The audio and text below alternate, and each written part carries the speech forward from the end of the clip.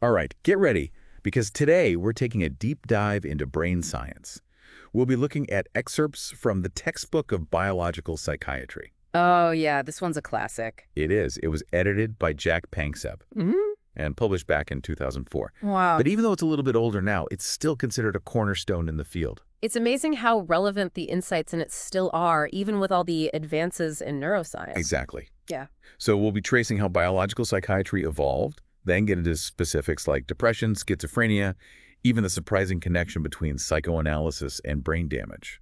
Cool. And of course, we'll explore those tantalizing new treatment frontiers. Sounds like a plan. It's like a journey through how we've come to understand the biological underpinnings of the mind and what that means for helping people. I love it.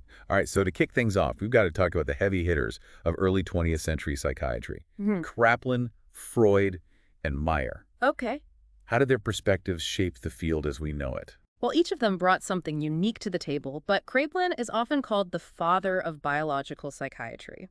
Interesting. Yeah, he was all about meticulous observation and categorization, and that had a huge impact on how we diagnose and understand the brain even today. So Kraepelin was laying the groundwork for seeing mental illness as rooted in biology, not just, say, personal failings. Precisely. He was really looking for patterns in symptoms and progression, trying to define distinct categories of mental illness.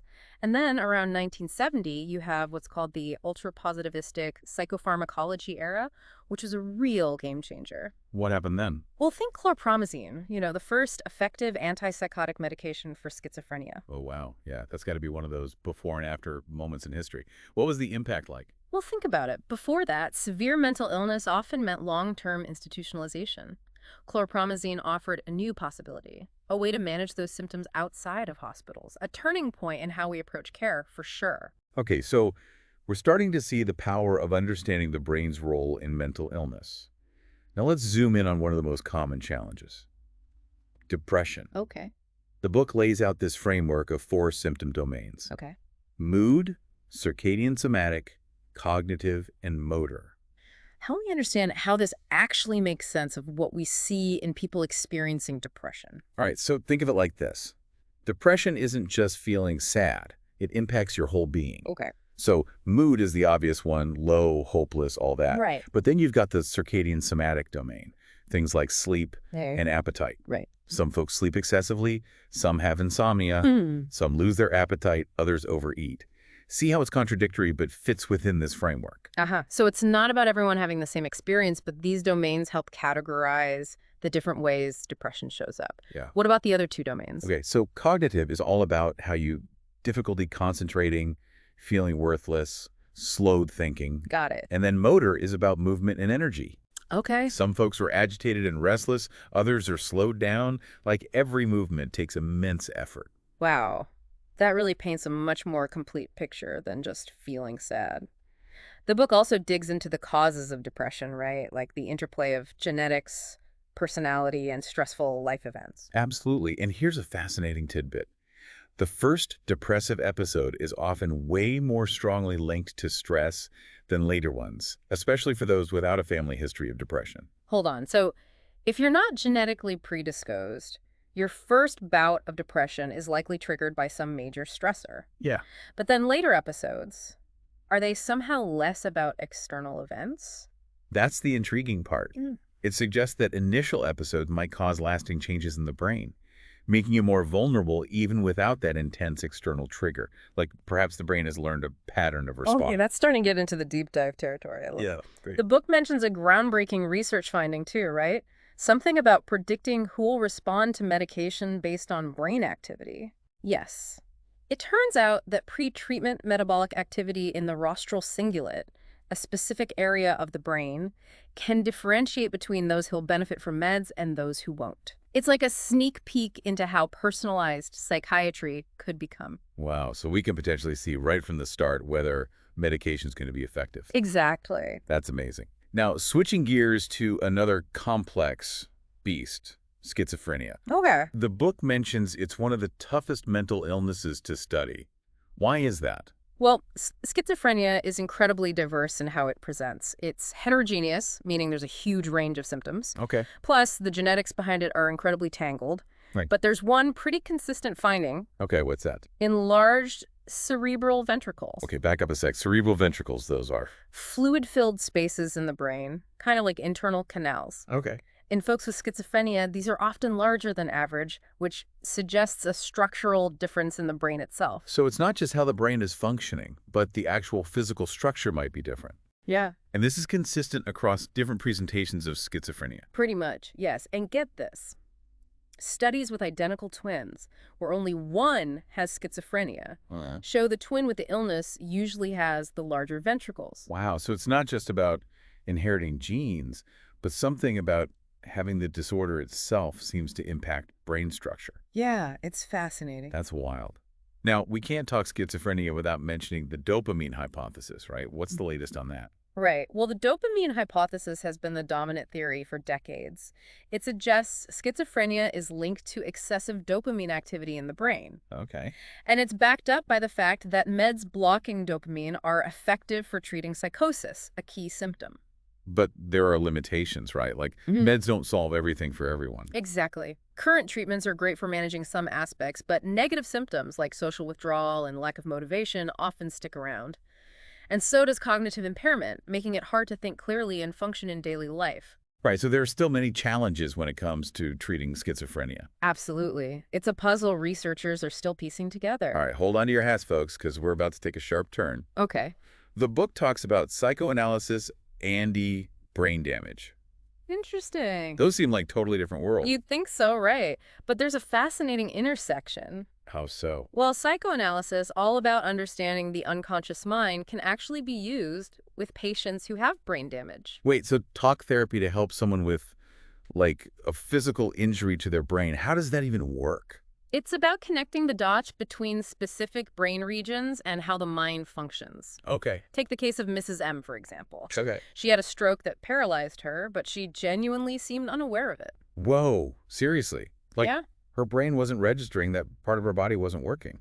Initially, it seemed like simple lack of bodily awareness, a condition called anosognosia. Good. But through psychoanalysis, researchers discovered something much more complex going on. Yeah, it wasn't just a sensory issue, but layers of unconscious processes were at play, shaping her experience of reality. Okay, my mind is officially blown. Yeah.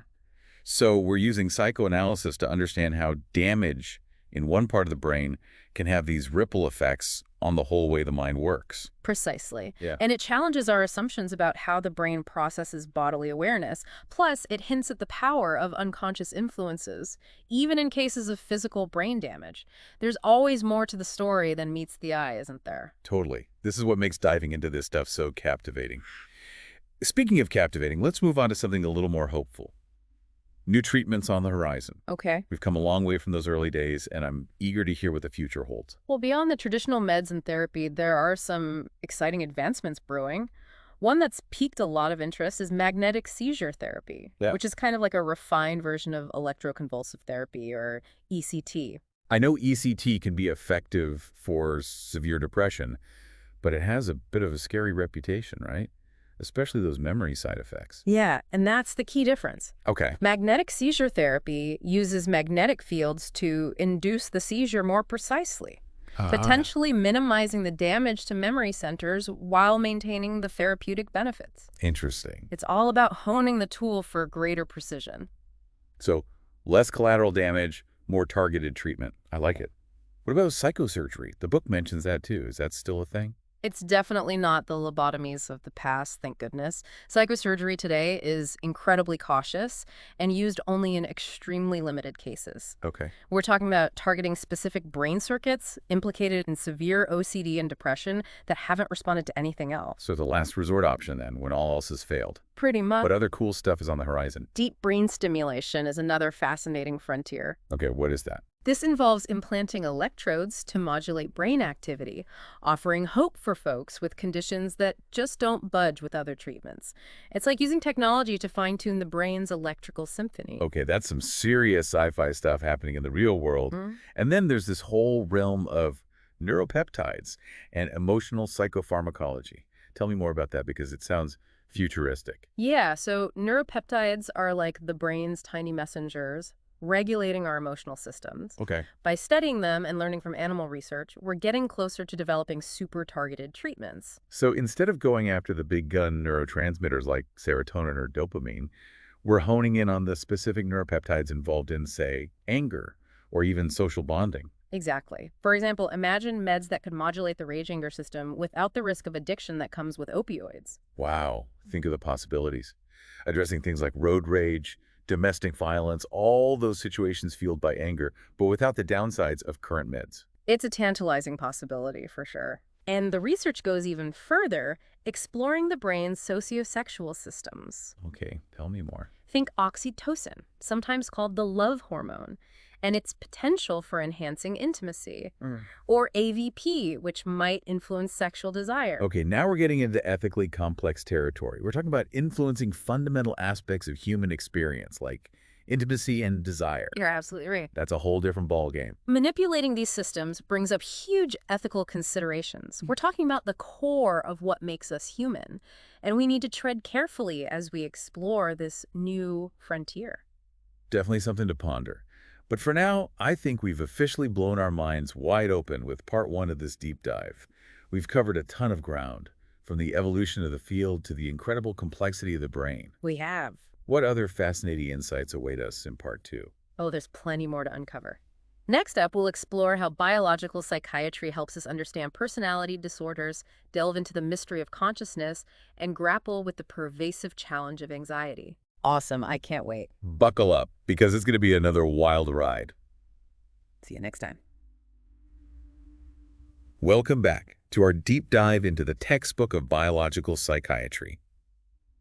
Last time we journeyed through the history of biological psychiatry and delved into the complexities of depression and schizophrenia. Now we're going to explore something a little different.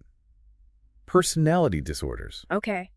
It's fascinating how even those enduring patterns of thoughts, feelings, and behaviors that define personality disorders can be viewed through a biological lens. Yeah, it's easy to think of personality as just who we are. Right. But the book suggests there's a real biological basis to it all. It does, and it talks about the connection to temperament. Right. Which I always thought of as something babies have. Yeah, you're right. Temperament is those inborn tendencies we see early on. Like Yeah. some babies are super chill, while others are easily fussy. Right. Those tendencies actually play a huge role in shaping our adult personalities. So those early signs of, say, being shy or outgoing could actually be hints about underlying biological differences Yeah, that contribute to our personality development. exactly. And certain temperamental traits, like impulsivity or a tendency towards negative emotions, can make someone more vulnerable to developing specific personality disorders later in life. So it's like having a predisposition Uh-huh. that can be amplified by certain life experiences. Exactly. It's nature and nurture working together, as always. Right, as always. Yeah. Does the book dive into specific personality disorders through this biological lens? It does. Let's take borderline personality disorder as an example. Okay. It's characterized by intense emotional swings, rocky relationships, and impulsive behaviors. Right. Really tough on the individual and those around them. Yeah, I've known folks who struggle with that, and it seems like such a difficult thing to navigate. It is. What does the book say about the biological underpinnings of borderline personality disorder? Well, research suggests a link to dysregulation in the serotonin system. Serotonin is a neurotransmitter involved in mood regulation and impulse control, among other things. So if serotonin is out of whack, could that be like having faulty brakes on your emotions? That's a great analogy. Always revving high and struggling to slow down. Exactly. Yeah. It can make it incredibly hard to manage those intense emotions and impulses that characterize borderline personality disorder. Right. The book also highlights the role of the HPA axis, which governs our stress response. Okay, remind me what the HPA axis is all about. It's one of those things I've heard before, but It's all about the fight or flight response. Right. The HPA axis is a system involving the brain and hormones like cortisol okay. that gets activated when we're stressed. Right. In folks with borderline personality disorder, it seems the system is often hyper-reactive. So they're experiencing stress more intensely and more frequently. Exactly. Okay. And that can lead to those emotional outbursts and difficulty coping that are hallmarks of the disorder. It's a vicious cycle. Stress triggers a big reaction, which then makes it even harder to handle life's ups and downs. Right. The book also touches on the genetic influences on personality in general, right? Not just specific disorders, but our overall tendencies. Right. Research suggests certain genes, particularly those related to how our brains handle serotonin and dopamine, might contribute to the development of personality disorders. But, as always, it's not a simple equation. Right. It's genes interacting with the environment we grow up in, the experiences we have that really shape who we are. Right, that makes sense. Our genes provide a blueprint, but it's how that blueprint interacts with the world that builds the final structure. Yeah. Now, I want to shift gears to a topic that's always captivated me. Consciousness. Okay. What does this book have to say about the biology behind that elusive phenomenon? Consciousness, the big mystery. It is. The book takes a fascinating approach, viewing it not as some mystical force, but as a product of the brain's intricate activity. So no separating mind and body here. Consciousness is firmly rooted in the physical workings of our brains. Exactly. What kind of insights does the book offer? One interesting idea is that consciousness might involve a delicate balance between different brain systems. Okay. For instance, the reticular activating system, which is in the brainstem, is crucial for arousal and wakefulness. So without that system doing its thing, Yeah. we wouldn't be conscious in the first place. Right. Like the engine that keeps awareness running. A perfect analogy. But then you have other areas, like the thalamus, which processes sensory information, Okay. and the prefrontal cortex, the master planner and decision maker. They're all part of the symphony of brain activity that creates our conscious experience. But what happens when that symphony gets disrupted? The book delves into altered states of consciousness, right? Right. Things like sleep and dreaming. Exactly. Those altered states provide clues about how consciousness works. By studying what happens in the brain during sleep, for example, we can learn more about what's needed for waking awareness. So it's like observing the brain in different modes, Yeah. trying to figure out the essential ingredients for consciousness. That's a good way to put it. What about the role of neurochemicals? Well, the book emphasizes that neurochemicals are crucial players, too. Okay. Acetylcholine, for example, is involved in learning and memory, but it's also vital for maintaining wakefulness and attention. It's mind-blowing how these tiny molecules can have such a profound impact on our conscious experience. I know, it's amazing. Does the book touch on the big question? Is consciousness unique to humans? It does wade into that territory. Okay. It doesn't offer definitive answers, of course. Right. But it encourages us to consider that consciousness might exist on a spectrum across different species. So animals might have their own forms of awareness. Yeah. Perhaps simpler or more complex than our own. Right. It makes you wonder what it's like to experience the world through the senses and mind of a bat or a dolphin or even a dog. I know. And the book emphasizes that studying consciousness isn't just an intellectual exercise. Right. It has real-world implications for understanding and treating mental health conditions. Like delirium, for instance. Yeah, that's a disturbance of consciousness Yeah. that can happen in hospital settings and have serious consequences. Right. And by understanding the biological basis of delirium, we can develop more effective treatments and improve care for those experiencing it. It's a reminder that exploring the brain isn't just about abstract knowledge, it's about improving lives. Speaking of which, let's move on to something many of us grapple with. Anxiety. Okay. I know it's a normal human emotion, Yeah. but when does it cross the line into something more serious? That's a great question, and the book does a fantastic job of unpacking the neurobiology of anxiety. Okay. It turns out anxiety serves an important evolutionary purpose. Interesting. It's our brain's way of alerting us to potential threats Okay. and preparing us to respond. So our ancestors roaming around a world full of predators needed anxiety to survive. Yeah. It was like their internal alarm system keeping them safe. Precisely. But the problem is, in today's world, those alarm bells can get triggered a little too easily. Yeah. We're constantly bombarded with stressors, both real and perceived, Hold and our anxiety systems can get stuck in overdrive. No kidding. I know I feel that way sometimes. So what's going on in the brain when we're anxious? What parts are involved?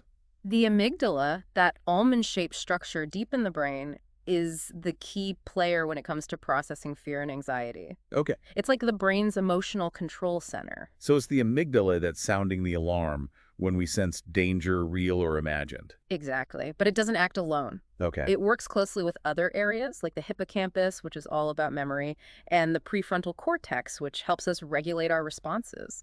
So if we've had a bad experience in the past, our hippocampus remembers it. Yeah. And then the amygdala freaks out if we encounter a similar situation in the present. That's one way it can play out. And then the prefrontal cortex steps in and tries to manage things, Okay. either calming us down or amping up the response, depending on the context. So it's like a constant tug of war between our emotional brain and our rational brain, Yeah. trying to figure out how to respond to the world around us. A perfect way to put it. And the book emphasizes that anxiety isn't just in our heads. Right. It impacts our physical health, too. Oh, yeah.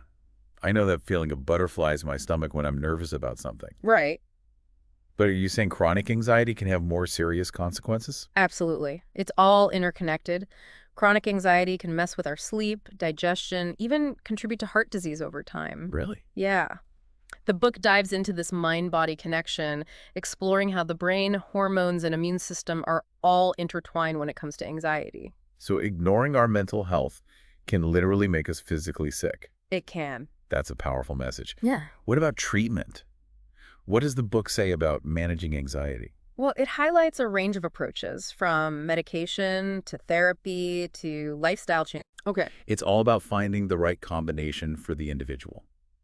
So no one-size-fits-all solution. Right. What are some of the specific treatment avenues? Well, medications that target neurotransmitters involved in anxiety, Okay. like benzodiazepines, Right. can be helpful in the short term. Okay. They work by boosting the effects of GABA, a calming neurotransmitter. But I've heard those can be addictive, right? That's right. They come with potential downsides. Yeah. So the search for safer and more effective medications is ongoing. Right. What about non-medication approaches? Well, therapy, particularly cognitive behavioral therapy or CBT, is really effective for addressing those underlying thought patterns and behaviors that fuel anxiety. I've heard great things about CBT. Yeah. How does that actually work? It's all about learning to recognize and challenge those negative thoughts, develop coping skills, and gradually face the things you fear. Okay. It's like retraining your brain to react differently to the challenges life throws at you. It sounds empowering. It can, like you're taking control of your anxiety instead of letting it control you. Exactly. What about lifestyle changes? Can those make a difference? Absolutely. Things like regular exercise, getting enough sleep, and practicing stress management techniques like mindfulness can have a huge impact on anxiety levels. So it's a holistic approach, It is. recognizing that our minds and bodies are interconnected and we need to care for both. Exactly. And speaking of the power of the mind-body connection, let's transition to a topic that really highlights the brain's amazing capacity to adapt, even in the face of trauma. Post-traumatic stress disorder, or PTSD. PTSD is a condition that develops after someone experiences or witnesses a terrifying event, right? Like it's not just feeling shaken up, it's a whole different level of response. Right. It can manifest in intrusive memories, nightmares, avoidance behaviors, feeling constantly on edge. Right. The book delves into the neurobiology of this condition, showing how trauma can actually change the brain's structure and function. That's scary to think about. It is. Like our experiences, especially the negative ones, can physically alter our brains. How does that happen? Well, the HPA axis, that stress response system we talked about earlier, plays a big role. Right. After trauma, the HPA axis can get dysregulated, leading to a heightened and prolonged stress response. Okay. It's like the body's alarm system gets stuck in the on position. So even when they're safe, someone with PTSD is still feeling like danger is lurking around every corner. Exactly. No wonder it's so debilitating. And the amygdala, our emotional control center, also becomes hypersensitive after trauma, Okay. triggering fear and anxiety responses, even in situations that aren't actually threatening. It's like the brain has learned to associate danger with everyday experiences. Yeah, That must make it so hard to feel safe and secure. it absolutely does. Right. But here's where things get hopeful. The book talks about the concept of memory reconsolidation, Okay. which is the process of memories being modified when we recall them. Wait, are you saying memories aren't set in stone? That we can actually change them? In a way, yes. Every time we recall a memory, it becomes vulnerable to alteration for a brief period. Really? Yeah, this opens up exciting possibilities for treatment. So if we can target those traumatic memories during this vulnerable window, Yeah. maybe we can reduce their emotional intensity and the distress they cause. That's the idea behind therapies like EMDR or eye movement desensitization and reprocessing. It helps people process traumatic memories in a way that lessens their negative impact. Okay. It's like rewiring those emotional circuits in the brain. That's incredible. Giving people the power to reshape their relationship to their traumatic experiences. It is. What else does the book say about treating PTSD? It emphasizes the importance of an integrated approach. Okay. That means combining psychotherapy, medication, and even alternative therapies like yoga and mindfulness Right. to address the complex needs of someone with PTSD. It's recognizing that healing from trauma takes place on multiple levels: mind, body, and spirit. We've covered so much ground in this part of our deep dive. From the biological underpinnings of personality to the mysteries of consciousness and the challenges of anxiety and trauma. It's been a lot. It's been a fascinating journey into the world of biological psychiatry. It really has. And we're not done yet. Oh, there's more. In our final part, we'll explore those exciting frontiers of treatment, looking at cutting-edge advancements and the future of mental health care. And we're back for the final part of our deep dive into the textbook of biological psychiatry. We've explored the history, the complexities of various disorders, even touched on the mysteries of consciousness. It's been quite a journey. Yeah, let's talk about the future, those cutting-edge treatments, and what might be possible down the road. It's a rapidly evolving landscape full of promise Right. and some hefty ethical considerations to grapple with. For sure. Okay, so set the stage for me. What are some of the big trends shaping the future of biological psychiatry? Well, one of the most exciting areas is the development of super-targeted medications. Okay. We're moving beyond the one-size-fits-all approach, recognizing that mental illness isn't a single entity, but a whole spectrum of experiences with diverse underlying mechanisms. So instead of throwing a broad-spectrum drug at a problem, we're getting more precise, like using a scalpel instead of a sledgehammer. That's a great way to put it. And the book highlights the potential of neuropeptide-based therapies, which we touched on earlier. Yeah. Remember those tiny protein-like molecules that act like messengers in the brain, regulating our emotions, motivations, even social behaviors? Yeah, those neuropeptides seem like a big deal. Right. Especially the possibility of managing anger and aggression without resorting to opioids and their addictive potential. That's right. The rage anger system, as the book calls it, is a prime target for new drug development. Imagine being able to effectively address road rage, domestic violence, all those situations fueled by anger, but without the downsides of current treatments. It sounds almost utopian. It does. But also a bit daunting. We're talking about manipulating some pretty fundamental aspects of human behavior. Yeah. Didn't the book also explore targeting those sociosexual systems? It did. Which seemed ethically tricky. It did. Remember oxytocin, sometimes called the love hormone, Right. AVP, which might influence sexual desire?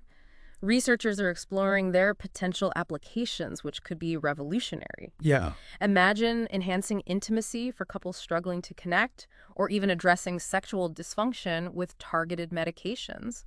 On the one hand, it's incredible to think we might have that level of control over something so essential to the human experience. But on the other hand, where do we draw the line? It feels like we're stepping into uncharted territory. You've hit the nail on the head. Manipulating these systems raises profound ethical questions. For sure. Who gets to decide how these treatments are used? What are the potential unintended consequences for individuals and society as a whole? It's a conversation that needs to happen not just among scientists and clinicians, but involving everyone. Absolutely. It's not just about the science, but the societal and ethical implications of what we can now do. Exactly. So beyond medication, what other trends are shaping the future of mental health care?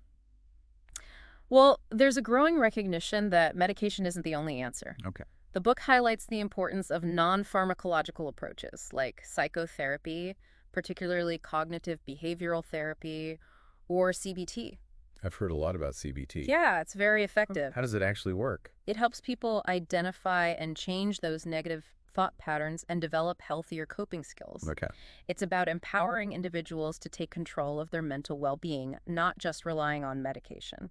So it's like giving people the tools to become the architects of their own mental health. Exactly. And the book also points to the growing evidence supporting mindfulness-based therapies like meditation. Okay. They've been shown to reduce stress, improve emotional regulation, and enhance overall well-being. Interesting. It seems like there's a real shift happening from solely focusing on fixing what's wrong to building resilience and inner strength. Right. And then there's this fascinating field of neurofeedback. What's that? It allows people to see their own brain activity in real time. Really? And learn to self-regulate those brain waves. It's like biofeedback, but for the brain. That's wild. It Yeah. seems like there's a real emphasis on giving people more agency over their own mental states, not just being passive recipients of treatment. Absolutely. Right. And let's not forget about the impact of lifestyle factors. Right. The book emphasizes the role of exercise, nutrition, sleep, and social connection in promoting mental well-being. It seems like common sense, but it's easy to overlook the basics when you're struggling. It's all interconnected. Our minds and bodies are not separate entities. Yeah. What we eat, how much we sleep, how we move our bodies, who we surround ourselves with, it all impacts our mental health. So it's not just about fixing what's broken, Yeah, but creating an environment where our minds can thrive. precisely. And that's one of the biggest takeaways from this deep dive, I think. Biological psychiatry is not just about illness, it's about understanding the very essence of what makes us human, our emotions, our thoughts, our behaviors, and the incredible complexity of the brain that orchestrates it all. It's been a wild ride, from the historical roots to those mind-blowing new treatment frontiers. It has. What's the biggest takeaway you'd leave our listener with? Well, I think as we delve deeper into the brain, Yeah. we gain incredible power to influence how we feel, think, and behave. But with that power comes great responsibility.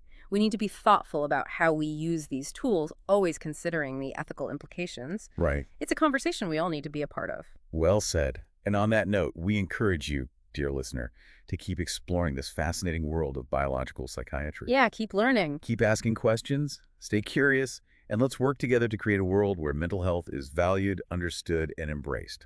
Thanks for joining us on this deep dive. Until next time, keep those brains buzzing.